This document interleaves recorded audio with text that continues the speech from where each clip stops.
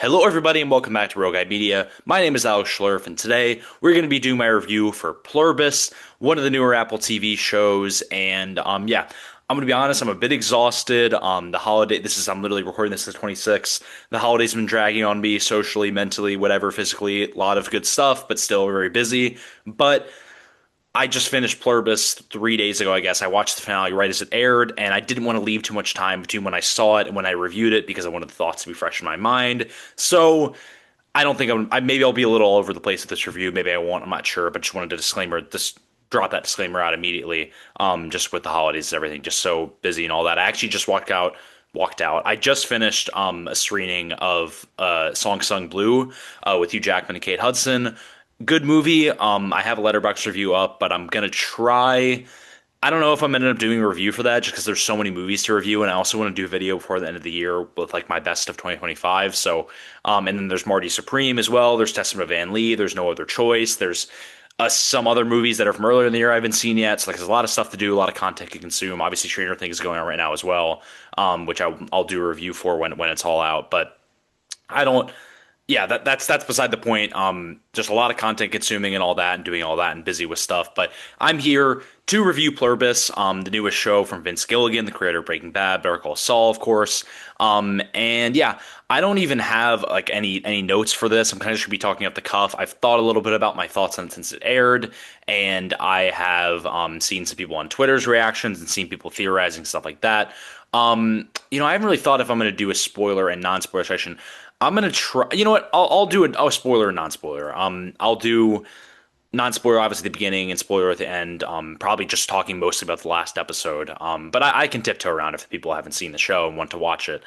So yeah, with Pluribus, I think the main discourse around the show has been how the format of it, I guess. And by the format I mean like the pacing and the speed that it's going. I mean, the thing about Pluribus is that nobody can debate whether you like it or you hate it, is that it is a slower show. And it made me think back to my experience watching Breaking Bad. I watched it during COVID, like a lot of people, because he had so much time on our hands. And I remember watching the first season of Breaking Bad and be like, this is very slow. I actually remember not liking it as much. I love Breaking Bad. It's a great show. It finished well, but I remember watching it like, all right, this show is good, but I'm not really sure I see like the hype that everyone's been giving it. I'm not sure. I'm not sure I'm on that train. But I still liked it, and then the rest of the show ended up being great. And I think the last couple of seasons are amazing television. The Better Call Saul is amazing as well, and that one was a little bit of a slow burn as well. So like when it comes to Vince Gilligan, like I guess people don't think about it this way, maybe because we're so far removed from Breaking Bad and even a little bit from Better Call Saul at this point. But like that's how he does his shows, and we have to expect this when he's making a show like Pluribus as well, regardless of what the cast is, the plot of the show, whatever. So what I'm getting to is that I loved this show. I thought the show was great. I think it's one of the best shows that's come out this year. You know, we're ending the year, and I think it's in my top five right now. I'll do that list. Well, I guess maybe I'll make a video about it, but I'll tell you guys what my list is right now. But I think it's one of the better shows of 2025. I was very hooked on it every week. I think both the pilot and the final episode are incredible episodes of television. Even just the first two episodes are great. And but I just wanted to touch on this kind of like slow thing because a lot of people have fallen off of Pluribus because, and I'm talking about like reasonable people, not people on, who have the TikTok attention span who like won't watch a movie over an hour and 30 minutes or like can't watch a show unless it's like nonstop action or it's like a sitcom. Like I'm not talking about those people. I'm talking about the genuine, like realistic, real people who have gone on social media and talked about this and like actually people that I can respect and trust. And I think a lot of people have had concerns about how much of a slow burn the show is. And, I think here's what I think. I think in terms of like your enjoyment of the show, it comes down to what you want out of a show, like what you want out of it. Do you want something that is nonstop action, entertainment, and like, okay, do you want something that's nonstop action, entertainment, paced super quickly, huge cast of characters, multiple different perspectives, all that? Or do you want a show that is going to be that no or do you want a show that is focusing more on the storytelling and it might not be the most quick fast paced and like you're locked in the whole time like The Bear, for example, like that is the most like it has both. It is incredibly entertaining. It's got so many characters, all that, and it's so good. But so do you want that, or do you want something like Pluribus, which is like objectively great and great storytelling and the plot and the concept and all that and the acting. However, it's not as engaging as a show like The Bear or like what's another like intense show or like an episode of Paradise from earlier this year, like episode 7, for example, like stuff like that. You don't get that really at all in Pluribus, as my guess the first couple episodes. So it's those two things, but the reality is like even if you prefer the former of what I just said, at the same time I feel like you have to acknowledge how good the show is on a filmmaking level, on an acting level, on every level. I mean, everything about it, and then the concept and how creative it is, and how well it's shot, and how well it's written, and how good the acting is from Reese Sehorn and everyone else. Like, I think you need to. I think even if you fall in that category of not enjoying this because of how slow it is and you just couldn't get into it, that's fair. But I hope at the same time you can acknowledge how good the show is because. For me, I'm a bit all over the place. Like I'm good with anything. I'm usually good with anything. Like as long like I like the Bear is like literally become one of my favorite shows of all time. But like I'm in the same vein good with the slow burn as well. Like even though I didn't enjoy that first season of Breaking Bad as much, like I still liked that. I still kept up with the show. So like that side of it, I can understand if people maybe stopping watching. I think is a little bit excessive, but like maybe weren't enjoying it as much because of that. I can totally understand, but for me, it's like, what do you want out of a show? And even if you want what I said, the kind of a show like The Bear, um, can you still be able to watch it and acknowledge how good the show is? And like, I've had a lot of healthy debates with people, either friends or people on social media about this. So like, I totally respect that side of it. But for me, when I watched this show, I was fully engaged with it every week and reading the theories and liking and retweeting stuff on Twitter, like all of that. Like I didn't, yeah, I mean, people, whoever follows me on social media, like I didn't talk about the show very much on social media, like during it. I didn't give weekly reviews like with Fallout right now. Pretty much after every, or there's only been 2 episodes so far, but after every Fallout episode, I've gone on Twitter and I've tweeted a little like blurb about it and both episodes have been great and I've said why I like them so much and all that. Like that's, I've done that every week and then I'm going to obviously do a review once the whole thing finishes in like February or whatever. I haven't done that with Pluribus, but that's not for a lack of enjoyment. I think it's just I wanted to take it all in. I wanted to take in how I feel about it and see how it progresses through the season. And like I said, I think the beginning and the end are like the clear high points of the show. But even then, there's so many moments in the middle that are so good. And I think now I can just get into some of the positives because I've established here that like I really like the show. The slow burn did not bother me. I think as long as you can give me a good good storytelling and good characters and a great concept and super interesting all that like as long as you do that and the world building and all that like as long as you do that I'm good and I'm in. And that's how it was for this show for me. But again, if you felt the other way, I totally understand. Unless you're just saying, oh, it's slow and boring. Like, come on. Like, just give a nuanced perspective. But yeah, the positive of this show, the world building was what I found most interesting because I'm a big fan, and obviously I was just talking about Fallout. For me, I'm a big fan of these post-apocalyptic or apocalyptic or virus type movies or shows. Like that's a big genre that I love reading about and seeing how people can freshen it up and not make it the same storytelling as it's been every single time or over the years. I like when I see a show that offers a new perspective on this. And obviously, this isn't like Fallout where there's been bombs dropped and there's a wasteland. However, this show obviously takes the concept of a virus that has reached Earth and has spread to 99.999 whatever to the population. There's only, well, I guess at the beginning of the season, there's only, I think it was 13 people that aren't infected. And by the way, like I went into the show completely not knowing anything about it. So like, but if you want to know what the show is about, I'm not going to like recap the subplot summary. Just go online real quick and look it up because you'll see exactly what it's about. But it's basically about a virus that reaches Earth and it makes all the people on Earth in like a kind of hive mind and they're completely happy. They have no problems. And we follow someone who has not been infected and they can't find out why. And she basically wants to take them down and put the world back where it is. That's basically what the concept is. And everything they do with the world building in the first couple episodes, and then even throughout the show, and we see how things work and how the characters work, especially the infected ones, is so interesting. And I think the way Gilligan does build up this world, it sets up for further seasons to be even better than this season because this season had to do a lot of heavy lifting in terms of explaining how the thing works and all that.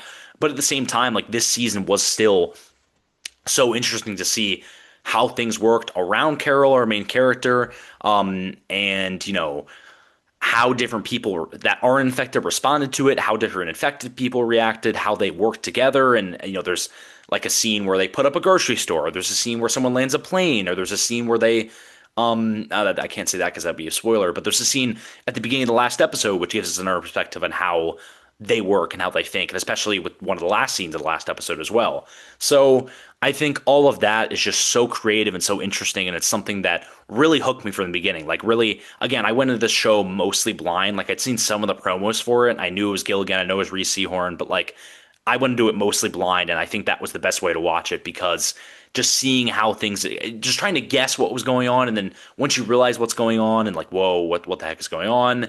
Or once you realize what's going on, and then you're like, wow, what does this mean for this, and what does this mean for this? And it also like offered up a really interesting conversation with the people. I now that I'm on a break, I didn't get to watch the last couple episodes with people that I'm friends with, but it offered up interesting conversations between me and the people that I watch this with. Like some of my close friends, like the people I'm living with right now at school. There were a lot of interesting conversations because of the nature of the world and how the whole thing is that Carol feels that this is all wrong and the world cannot be like this and things have to be turned back to normal. But other characters, either infected or not infected, believe that this is the perfect world. This is perfect, and everyone's together, and they're all in a community, and everything's all great.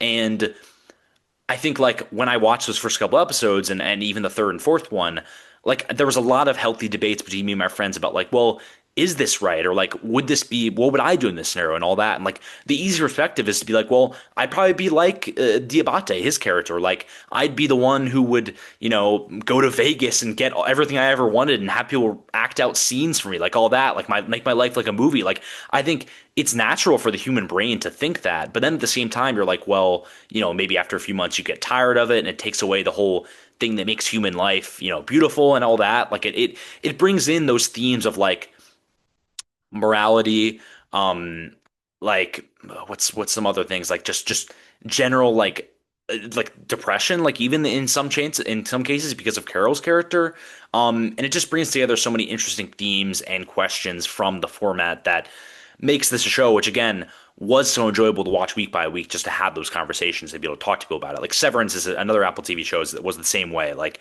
well, without I guess I can spoil Severance because it's been out for a little bit, but like how would you react if you're one of the people in the office or out of the office? Like that's, if you've seen Severance, you know what I'm talking about. So I think that was another thing that I really enjoyed about the show is how it built the world out and how it asked many questions of the audience and what they would have thought. And I saw a lot of interviews with both Rhea and Vince Gilligan talking about that and talking about that perspective. And that was clearly something he was going for with the show, is to ask those hard questions and to bring that to light. And with, this isn't a huge cast of characters. We don't get a lot of characters that we follow. There's probably like, outside of Carol, there's probably only like three or four characters that we consistently follow throughout the show, or at least for multiple episodes. You have Carol, you have Zosha, you have Medusos, you have Diabate. Like those are like our main characters. Everyone else is pretty much, like barely appears or has a very small appearance. I guess like her Carol's wife in the beginning of the show as well. Which yeah, like that I guess is a character that we see a couple times in flashbacks too. But like it's not a huge cast of characters. So I think the fact they were able to bring in multiple to what they were able to do with those characters and make them represent all sides of this conflict, it was super interesting because Carol is the one who is not infected and doesn't like how the world is gone. Diabate, not infected and does like how the world's gone. Zosha, infected and is obsessed with getting Carol in the hive mind and tries not to give up on her.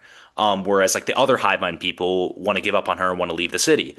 And then Medusos is obviously on the same side as Carol. And then with Carol's perspective on things, we see it progress throughout the entirety of the show. And especially by the seventh and the eighth. Oh, wait, no. I think there was 9 episodes. So by the eighth and the ninth episode, yeah, 9 episodes. So by the eighth and ninth episode, we really see her progression and how she thinks about the hive mind. And I think they call them the others. Like we see her perspective about the others really progress and have many twists and turns throughout the show. And that was really interesting to see. So yeah, that's another positive is what they will do with the cast of characters.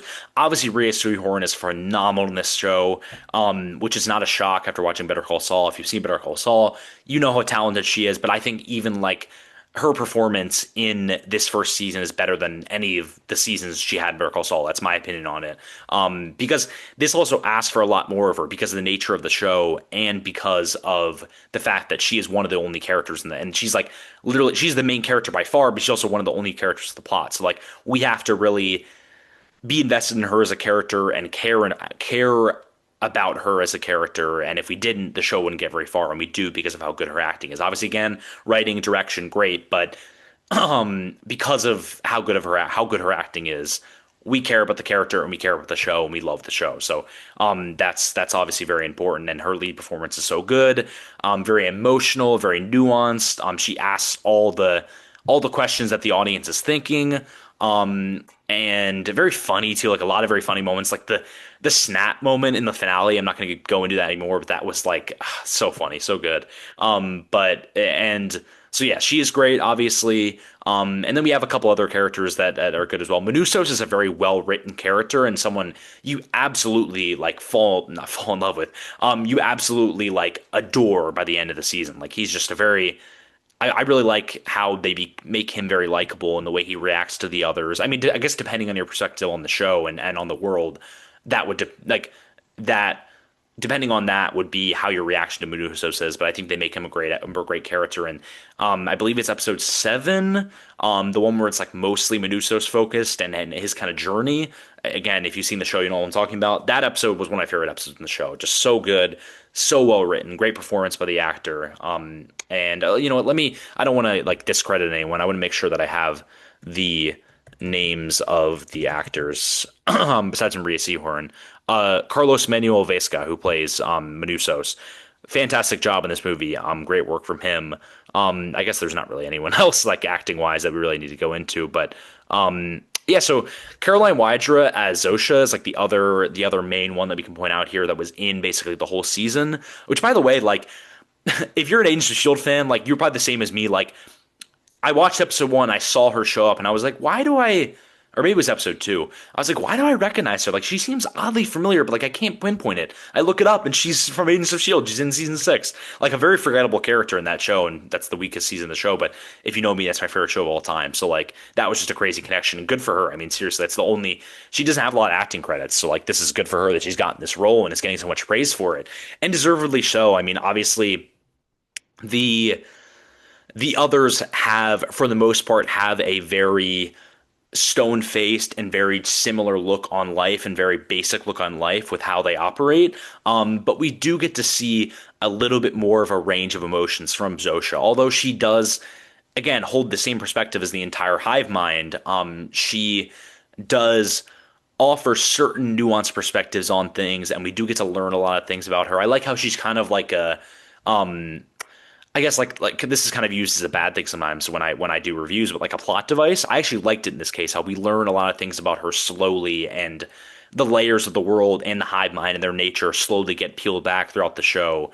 And just seeing her and Kale's relationship, like progress throughout and then, come to a head in the last few episodes. They're great together. They both have great chemistry together, just acting wise. And yeah, Carolina is. I'm already messing it up, but she's great in the show as well. And like I said, like with this small cast of characters, like you have to care about the ones involved, and I think you do with all of them, and you do about Zosha, you do about Carol, you do with Diabate, you do with Manusos. So yeah, I don't think there's. I mean, I think those are really like the main ones that are involved in this. So yeah, that's the whole cast of characters. And again, like I've kind of talked about this a little bit. I've talked about the writing from, I mean, obviously not just Gilligan, but from all the writers in the show. But then the direction as well is just the way this show is shot is just like so aesthetically pleasing. Like it's not one of those shows where like you're watching it. I mean, there is at some points, but like it's not one of those shows where like you're watching it and you're like, what's like, is it like when you're watching like Dune, for example, or especially the second Dune movie, you're watching that and you're like, this is just or like Avatar, perfect example, Avatar. You're watching it and just every shot, you're like, this is just beautiful, the best thing I've ever seen in my entire life. I can't believe they did this. I can't believe they shot it like this. It looks incredible. I don't know how they did this, like all that.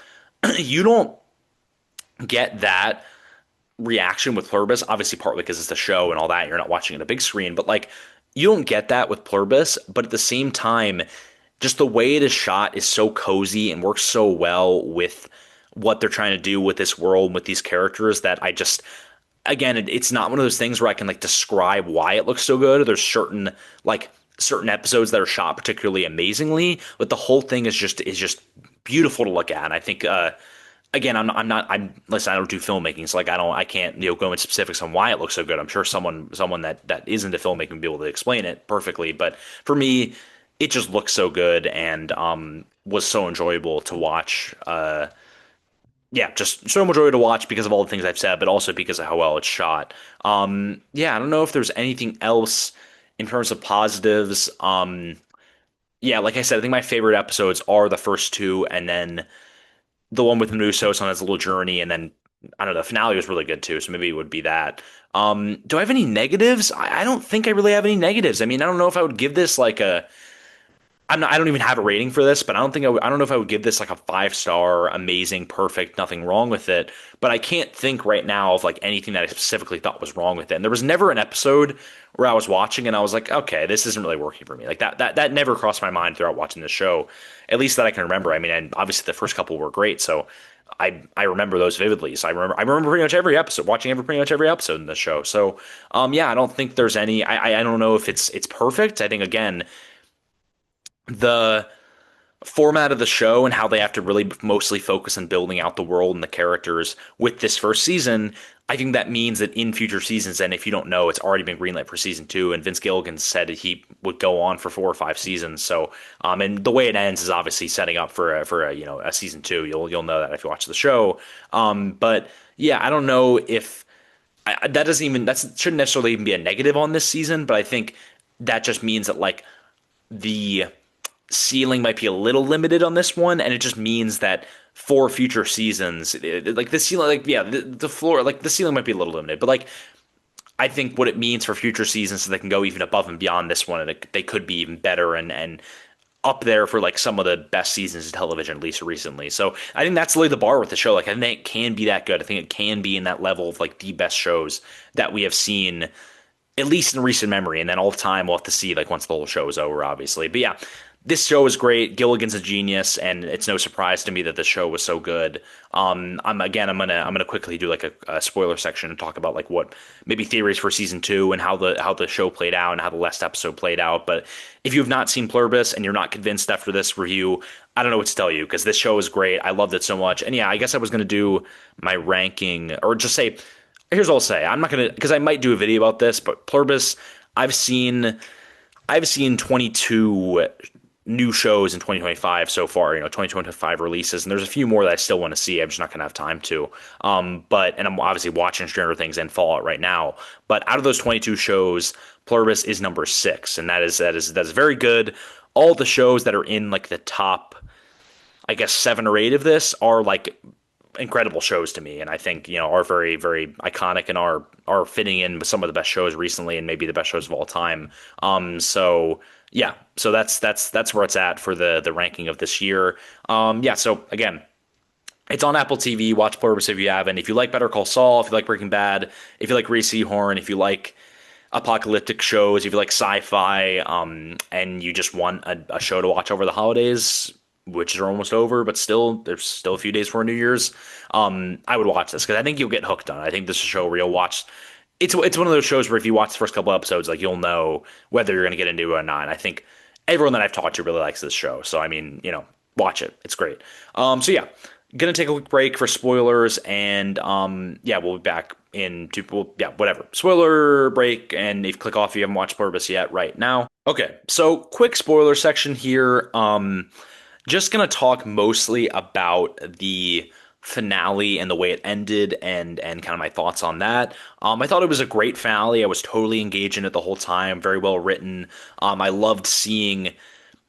I could see what they were setting up with it, but I thought it was really interesting seeing like the fact that Carol spent so much of the show, and in Medusa's eyes, she was like totally against this whole thing. She wanted to fight against the others and all that.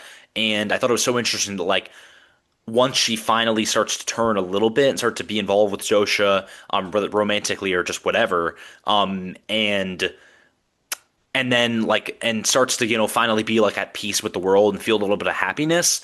I think it's so interesting that once that happens, Manusos comes in and is on the complete opposite side of the spectrum and thinks she's on the same side still with him. So I thought that was so interesting to see that dynamic play out. Excuse me. See that dynamic play out, in real time and with them on the screen at the same time, and obviously a great job of the two actors. And then, seeing Carol's reaction, and it's just such good acting from Rhea, but like seeing her reaction to that conversation with Zosha in the whatever it was, like the cabin where they're at like a snow resort or something like that, seeing her reaction slowly change and realize that like she literally cannot get happiness. Like the only person she thought she could get happiness with because of what she learned from Diabate earlier in the season, um, even after all that and how she thinks she finally can settle down and be happy, she learns this new thing about Zosha and how she's still trying to turn her even though that's not part of her wishes. And she thought that she loved her, but now it's obviously not the case. And she even feels that a little bit when she talks about, or I think there's like a line in the finale where Zosha's like, well, we love Manusos the same way we love you. Like I think that was obviously another kind of revelation to her, and obviously influences her decision to turn her back on Zosha and decide at the end to team up with Manusos and figure everything out. So everything they're setting up with that is really interesting. I think the whole moment in the finale where there's the guy that's like on the couch and Medusa screams in his face and he's kind of like spazzing out because that's what happens to the others when there's anger close to them and for a consistent period of time. And like you can tell that he has that theory about playing that frequency that he saw earlier in the show and playing that and trying to snap them out of the virus or like I guess expel the virus out of their bodies. And I thought for a second like it was actually going to work and that was kind of where they're going to build off and how they can consistently do that with all the others. But clearly like there's still more of it they need to figure out. We saw Medusos right at the end while Carol came down on the helicopter. He was studying like electromagnetic pulses and communication and it's certain stuff like that. I can't remember exactly what it was, but he was studying stuff like that, like electromagnetic waves and like signals and stuff like that. So we're seeing like he clearly thinks that this signal can in some way reverse them. He just needs to figure out the right way. He just needs to figure out the right way to execute it and how it really works within this virus that has come to Earth. And now he's gonna have Carol's help to do it as well. And obviously, cool moment bringing in the atom bomb at the end. I mean, you can't even imagine like Medusa is probably like, what in the world? Like, what does that mean? It just wouldn't make any sense to him at all. But yeah, I think all that they're setting up is really interesting. I guess I said I was gonna do theories. I don't know if I have any theories for it. I think this is one of those shows like it's almost impossible to predict where it's gonna go, so it's really hard for me to say anything like that.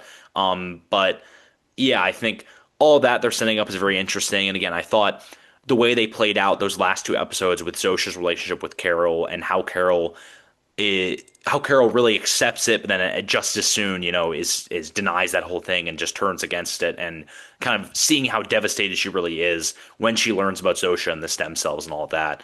That's so interesting. I wonder if they're going to bring back in Diabate because of that. Obviously, it's not the same because we don't think his he obviously hasn't done the same thing. Sorry, I'm like holding the thing for the mic right now for some reason.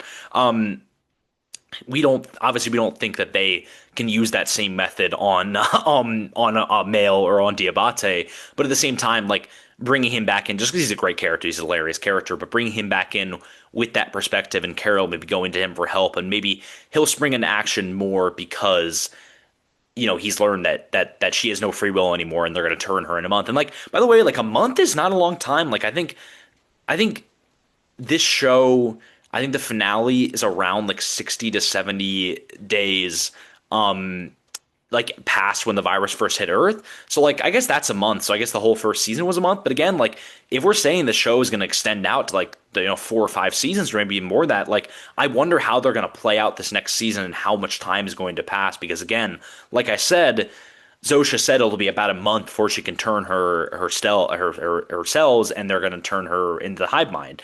I don't think Carol's going to go into the hive mind unless like she went into it at the end of the second season, and then like it was Medusa or another character that had to bring her back. Like maybe that's possible, but I don't know about that. I just think I don't know because I'm curious to see how they play it out throughout that second season and what.